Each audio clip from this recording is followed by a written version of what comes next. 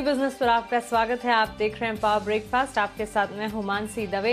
जी बिजनेस के तमाम दर्शकों को अंतर्राष्ट्रीय योग दिवस की ढेरों शुभकामनाएं। हमारी तरफ से यही बेस्ट विशेष कि आपकी वेल्थ के पोर्टफोलियो के ही साथ आपका हेल्थ का पोर्टफोलियो भी शानदार रहे। चलिए हफ्ते के पहले ट्रेडिंग सेशन की शुरुआत कर लेते हैं। सीधा विदेशी बाजार के संकेत एक एक कर आपके सामने रखते हैं। उसके बाद सारे के सारे लेवल, स्ट्रेटजीज, खबरों के दम पर कहां एक्शन है, कोरोना का अपडेट भी आज जानेंगे। लेकिन शुरुआत सबसे पहले विदेशी बाजार के संकेत के साथ। ग्लोबल मार्केट्स के संकेत यहां पर फिलहाल गिरावट भरे देखने को मिल रहे हैं। एशियाई बाजार की शुरुआत भी आप लाल निशान के साथ देखेंगे और शुक्रवार के ट्रेडिंग सेशन में अमेरिकी बाजार में भी गिरावट हावी होती हुई दिखी। एसजीएक्स निफ्टी में करीब 170 अंकों की तेज गिरावट के साथ 15,600 के आसपास फिलहाल ट्रेड देखने को मिल रहा है। वहीं निक्कई में भी करीब 900 अंकों की गिरावट देखी जा चुकी है और डाउ फ्यूचर्स करीब 100 अंकों की कमजोरी के साथ फिलहाल 106 अंकों की कमजोरी के साथ ट्रेड कर रहा है। साथ ही अगर अमेरिकी बाजार की बात करें, शुक्रवार के ट्रेडिंग सेशन में डाउ में करीब 533 अंकों की गिरावट के साथ क्लोजिंग दिखी और नैस्डैक भी 130 अंक टूटा। लेकिन इस गिरावट के पीछे की वजह क्या है? आज के लिए विदेशी बाजार के संकेतों को क्या समझना है, कैसे समझना है, कौन से इंपॉर्टेंट ट्रिगर्स हैं ग्लोबल मार्केट्स को लेकर, इसे एक बार समझ लेते हैं दीपांशु भंडारी से। Deepanshu, good morning. सबसे पहले तो happy international yoga day to you और ग्लोबल मार्केट सेटअप हम आपसे जानना चाहेंगे। गुड मॉर्निंग मानसी, और आपको भी योगा दिवस की बहुत बहुत बधाइयाँ। और ऑफ कोर्स आज जितनी भी चीज़ें योगा हमें सिखाता है वो बाजार में आपको काफ़ी काम आती हुई दिखेंगी, क्योंकि ग्लोबल मार्केट्स में काफ़ी तेज़ उतार चढ़ाव आपको होते हुए दिख रहे हैं। और ये सिर्फ और सिर्फ यूएस मार्केट्स, यूएस फेड की कमेंट्री को लेकर है। पिछले हफ्ते हमने ऑलरेडी देखा कि फेड की पॉलिसी और मोर इम्पोर्टेंटली फेड की कमेंट्री के बाद बाजार में थोड़ी आशंकाएं थी। और इसके बाद फ्राइडे को वहां के एक रीजनल प्रेसिडेंट हैं फेड के, जेम्स बुलार्ड, उन्होंने एक कमेंट करा जिसकी वजह से हमने बाजारों में तेज गिरावट देखी है और उसका प्रभाव आज सुबह आप एशिया के बाजारों में भी देख रहे हैं। जेम्स बुलार्ड ने क्या कहा? उन्होंने कहा कि 2022 के अंत तक ही आप रेट हाइक देख सकते हैं। यानी कि पिछले हफ्ते फेड की पॉलिसी से पहले बाजार अनुमान लगा रहा था कि 2024 में रेट हाइक होगा। फिर फेड की पॉलिसी से निकल के आया कि शायद 2023 में रेट हाइक होगा। और फिर ये जो फ्राइडे को जेम्स बुलार्ड का कमेंट है उसमें वो कह रहे हैं कि 2022 के अंत से ही आप रेट हाइक आते हुए देख सकते हैं। इसकी वजह से हम देख रहे हैं कि बाजारों में तेज गिरावट आती हुई दिखी है। यानी कि इसका मतलब है कि स्टिमुलस और जल्दी बाजार से निकलते हुए आपको दिख सकता है। हालांकि फेड प्रेसिडेंट जेम्स पावेल साहब कल कांग्रेस के सामने बयान देने वाले हैं, तो अब वहां पर सबकी नजर बनी रहेगी। बट डेफिनेटली इस कमेंट की वजह से हमने देखा कि शुक्रवार को डाउ करीब 530 अंक फिसल कर दिन के निचले स्तर पर बंद हुआ। S&P 500 में 1.5% की गिरावट हुई, एक महीने के निचले स्तर पर यह बंद होते हुए दिखा। बैंक्स, इकोनॉमी से जुड़े स्टॉक्स में सबसे ज्यादा आपने गिरावट देखी। हालांकि आईटी सेक्टर में भी प्रेशर था। बॉन्ड यील्ड तेजी से गिरकर 1.43% पर आती हुई दिखी। यहां पर हम पिछले 3-4 दिनों से काफी तेज उतार चढ़ाव देख रहे हैं। पर यही एक फैक्टर नहीं था जिसकी वजह से हमने यूएस मार्केट्स में गिरावट देखी। ये सबसे बड़ा फैक्टर था, पर वहां की मार्केट्स में मंथली और क्वार्टरली एक्सपायरी भी थी फ्राइडे के दिन, जिसकी वजह से हमने गिरावट देखी। काफी मैच्योर एफएनओ मार्केट है, उनकी काफी सारे कॉन्ट्रैक्ट्स होते हैं, तो वीकली, मंथली और क्वार्टरली कॉन्ट्रैक्ट्स की कल फ्राइडे को एक्सपायरी थी, जिसकी वजह से भी हमने बाजार में काफी वॉलेटिलिटी बनती हुई देखी। जो उनका विक्स है उसमें 16.5% का उछाल आते हुए देखा है। और पिछले हफ्ते की अगर बात करें तो डाउ के लिए अक्टूबर के बाद सबसे खराब हफ्ता था, जहां पर हमने 3.5% की गिरावट डाउ में देखी है। S&P 500 भी लगभग 2% नीचे था, हालांकि नैस्डैक सपाट रहा। यूरोप की बात करें तो यहां पर भी 1.5 से 2% की गिरावट रही। कच्चे तेल में तेजी कायम है। ब्रेंट 73.5 डॉलर्स के करीब ट्रेड कर रहा है। हालांकि हम लगातार सोने में बिकवाली देख रहे हैं और अब $1770 के करीब सोना फिसलते हुए दिखा है। हालांकि डॉलर इंडेक्स 2 महीने की ऊंचाई के करीब है। ऑलराइट, तो चलिए विदेशी बाजार के तो ये संकेत हैं, लेकिन साथ ही आज कोरोना का अपडेट भी दीपांशु हम आपसे जानना चाहेंगे। क्या ताजा डेटा मिलते हुए दिख रहे हैं? अनलॉक फेजेस भी शुरू हो चुके हैं, वहां से क्या खबरें हैं? बिल्कुल, ढेरों अपडेट्स हैं मानसी। एक तो मामले तो लगातार गिरते हुए दिख रहे हैं। हालांकि जिस गति से मामले पिछले कुछ हफ्तों में गिर रहे थे, अब उस स्पीड से नहीं गिर रहे हैं, बट डेफिनेटली मामले कंट्रोल में आ रहे हैं और रिकवरीज भी अच्छे हो रही हैं, तो वहां से तो कोई चिंता नहीं है। कल करीब 53,000 नए मामले सामने आते हुए देखे। अगर आप नए मामलों की वीकली एवरेज देखें तो मार्च एंड के बाद सबसे कम है। वैक्सीनेशन भी बढ़ते हुए जा रहा है। 4% आबादी का पूर्ण वैक्सीनेशन हो चुका है और 17% लोगों को एटलीस्ट एक इंजेक्शन लगते हुए दिख चुका है। वैक्सीनेशन की बात करें तो जैसा हम सब जानते हैं, आज से 18 साल के उम्र के ऊपर वाले सभी लोगों के लिए मुफ्त वैक्सीनेशन शुरू हो जाएगा। यहां पर केंद्र सरकार ने रिस्पॉन्सिबिलिटी ली है। 75% वैक्सीन सेंट्रल गवर्नमेंट खरीदेगी और वो राज्य को प्रोवाइड करेगी। बाकी 25% प्राइवेट हॉस्पिटल्स खरीदेंगे। तो वहां पर पेड ऑप्शन भी आपके पास है, वरना सरकार की तरफ से आज से सबके लिए मुफ्त वैक्सीनेशन शुरू हो चुका है। इसके साथ ही हम देख रहे हैं कि काफी सारी पाबंदियों में ढील दे दी गई है। दिल्ली में आज से 50% क्षमता के साथ बार्स, रेस्टोरेंट्स खुल पाएंगे। आउटडोर एक्टिविटीज की इजाजत दे दी गई है। पार्क्स को भी खुल पाएंगे। आप तेलंगाना में देख रहे हैं कि पूरी तरह से लॉकडाउन हटा दिया गया है। कर्नाटका में दुकानें, होटल्स, रेस्टोरेंट्स शाम 5 बजे तक खुल सकती हैं। साथ ही चेन्नई मेट्रो भी आज से 50% क्षमता पर चलेगी। पर मुंबई के लिए अभी भी राहत नहीं आई है। जो लेवल 3 की रेस्ट्रिक्शंस मुंबई में लागू हैं, वो अभी भी उन्हीं रेस्ट्रिक्शंस पर काम चलते रहेगा। हालांकि डेटा के हिसाब से मुंबई लेवल 1 में होना चाहिए, जहां पर काफी सारी ढीले हैं, पर अभी भी मुंबई की जो रेस्ट्रिक्शंस हैं वो लेवल 3 की ही चलती रहेंगी। इसके अलावा तीसरी लहर की अब चिंता आती हुई दिख रही है। एम्स की स्टडी से सामने आया है कि अगले 6 से 8 हफ्तों में भारत में कोरोना की तीसरी लहर आ सकती है। इसलिए काफी सारे राज्य अब इसके लिए तैयार होते हुए दिख रहे हैं। नए कोरोना वेरिएंट्स की वजह से थोड़ी चिंताएं बढ़ रही हैं। जो यूके में हमने डेल्टा वेरिएंट देखा है, जिसके बारे में हमारी इवनिंग टीम में पिछले हफ्ते भी आपको बताया था, वहां से कुछ चिंताएं आ रही हैं। तो यहां पर नजर रखनी पड़ेगी। बट हाँ, आज से फ्री वैक्सीनेशन सबके लिए शुरू हो रहा है और काफी जगहों पर अनलॉक कर दिया गया है। ऑलराइट, तो चलिए यहाँ पर कोरोना और साथ ही विदेशी बाजार के संकेत विस्तार से आपने जाने। दीपांशु, शुक्रिया ये तमाम अपडेट के लिए। अब जान लेते हैं कि संस्थागत निवेशकों ने शुक्रवार के ट्रेडिंग सेशन में क्या किया है। खरीदारी के आंकड़े ऑफकोर्स एफआईएस डीआईएस दोनों की तरफ से आए हैं, लेकिन एफआईएस ने वायदा बाजार में बिकवाली की है। सबसे पहले कैश मार्केट आपको बताते हैं। एफआईएस ने कैश मार्केट में 2681 करोड़ की खरीदारी की है। वहीं डीआईएस ने कैश मार्केट में 446 करोड़ की खरीदारी की है। तो वायदा बाजार में एफआईएस की तरफ से 362 करोड़ की बिकवाली के आंकड़े भी देखने को मिल रहे हैं। ये सारे के सारे संकेत आपने जाने। अब चलिए वक्त है आज के लिए स्ट्रैटेजी समझने का। हमारे साथ जी बिजनेस के मैनेजिंग एडिटर अनिल सिंह भी अब जुड़ रहे हैं।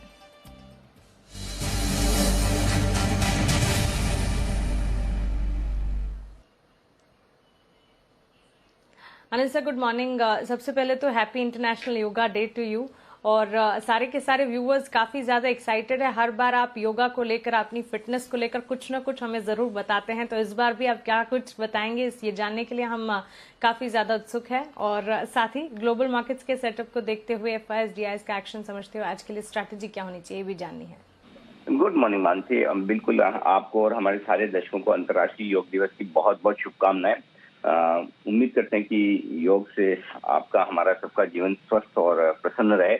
बिल्कुल, आज योग दिवस के अवसर पर ढेर सारी प्लानिंग है और हमारे साथ कई जाने माने योग विशेषज्ञ, योग गुरु जुड़ेंगे ही। और कुछ तैयारी मेरी भी है, वो भी आपको देखने को मिलेगी। लेकिन हाँ, जहाँ तक बाजारों का सवाल है, तैयारी बहुत अच्छी है नहीं, कमजोरी के संकेत हैं। और अमेरिका में शुक्रवार को जो कमजोरी हुई, उम्मीद से कहीं ज्यादा हुई है।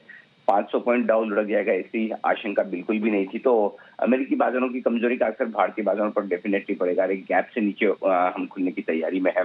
और जो लोज शुक्रवार को हमने देखे, एक बार उसकी तरफ बाजार फिर से जाने की कोशिश कर सकता है। लेकिन सपोर्ट रेंज वही है जो शुक्रवार की हमने दी थी, 15,450 से 15,525। इस रेंज के नीचे ही बाजार में बड़ी कमजोरी के संकेत आते हुए दिखेंगे। अदरवाइज आप ये समझ सकते हैं कि 15,900 से 15,450 तक की, यानी कि 450.3% का एक रनिंग करेक्शन, 2 से 3% के रनिंग करेक्शन होते हैं, वो रनिंग करेक्शन बाजार में रहते हैं। तो आज के लिए क्लोजिंग ज्यादा अहमियत वाली है ओपनिंग के बजाय। तो सपोर्ट लेवल आपके सामने 15,450, 15,525।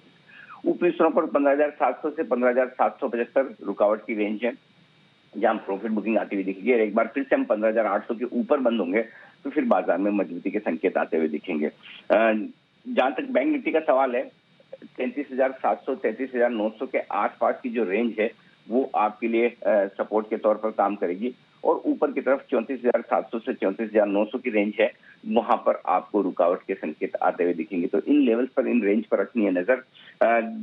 जितना ज्यादा गैप से खुले उतनी रिकवरी के चांसेस बढ़ेंगे, और जितना कम गैप से खुले तो थोड़ा और गिरने के बाद बाजार संभलते हुए दिखेंगे। तो कमजोरी का रुझान तो रहेगा ही, लेकिन शायद आपको ट्रेड दोनों तरफ न मिलेंगे और अहम सपोर्ट लेवल के आसपास बाजार रुकने की कोशिश भी करेंगे।